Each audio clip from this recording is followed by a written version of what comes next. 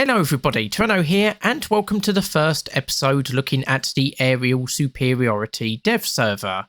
And although it is an air-themed update, I've decided to look at the tanks first. And so we're going to start off with the American M1A2 SEP V2. And I'm going to be honest, this doesn't seem all that much different to the previous SEP. So you've got the extra 50 cal machine gun at the front here on the barrel, but the armour doesn't actually seem all that different, and in many respects is worse. Well, first of all, you have got this armour at the side here, which we'll look at properly in a second, but the frontal plate here is exactly the same as on the SEP. The mantlet is exactly the same as on the SEP, as is the turret cheeks.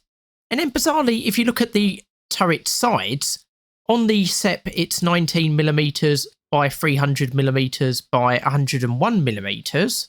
So you can see that there, 19 by 300 by 101. And then back to the V2, you can see we are missing that 101mm of RHA armour. And then you've got this bit at the back here, which is exactly the same as on the original SEP. So basically we've got a massive weak spot at the turret sides, by the looks of it. Now we do have these ERA blocks, the ARAT-2 ERA, but that only provides 5mm of protection against kinetic rounds, but unless that is just a mistype and that is still meant to be 101mm, otherwise we have lost a little under 90mm of protection on the composite armour. So yeah, that's going to be a bit of a weak spot. And then you've got some more ERA armour down the sides here, so you've got more of the ARAT-2 ERA, and then behind that you've got just standard ARAT ERA. So the two variant is 5mm protection against kinetic rounds, 400 against chemical. The ARAT is 20mm protection against kinetic rounds and 450mm against chemical rounds. Now, what does this actually mean in practice?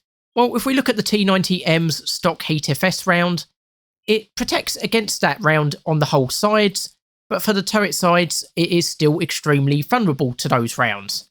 And unfortunately, when you move on to the anti-tank guided missile with a tandem warhead, the entirety of the side of the tank is still extremely vulnerable, apart from this one specific spot for some reason. So, basically, this will help you a little bit against HeatFS rounds, but anything like guided missiles are still going to go through this pretty easily, and like I say, even the turret sides are still extremely vulnerable. And if we go to APFS DS rounds, it doesn't really help there either. And if we go to the armament, it fires the exact same shells. So you've got the standard HeatFS, the Heat MP, which is the Heat multipurpose shell, and then your standard APFS DS rounds, which are exactly the same as on the previous variant. Like I mentioned before, you do have this extra machine gun here, but that's not exactly a huge change. And the reload rate, targeting speed, and gun stabilizer are all exactly the same as on the previous variant. The engine is the same as on the previous variant, and it's got the same top speed. And the crew appears to be the same. So you've got your driver at the front here, and then your commander, gunner, and loader in the turret. And you've got a little bit of RHA internal armour at the back here protecting the ammunition. And the gunner has an optics of 3 times to 10 times zoom. And then, of course, you've got your smoke grenade. You've got a smoke generating system. You've got mine protection that can be added, which adds weight to the vehicle, but mines aren't actually in the game. So that's going to be basically useless unless somebody fires a high explosive shell beneath your tank, which I feel like it's got to be such an edge case. It's very, very, very, very rarely happens. And then you've got your laser rangefinder and thermal vision for your gunner, commander and driver, and also night vision for the tank commander as a backup. And so, yeah, that is the M1A2 SEP V2. Unfortunately, I can't take it for a test drive. And yeah, this doesn't really seem to be all that different to the previous variant. Like I say, you've got this slightly weaker side armour, and it does have a taller silhouette. Yeah, I mean, I suppose it's not a bad tank, but this doesn't exactly seem to be a huge upgrade from the previous variant. And yeah, it does seem a bit of a disappointment. I thought we'd maybe be getting a bit of a better vehicle than this.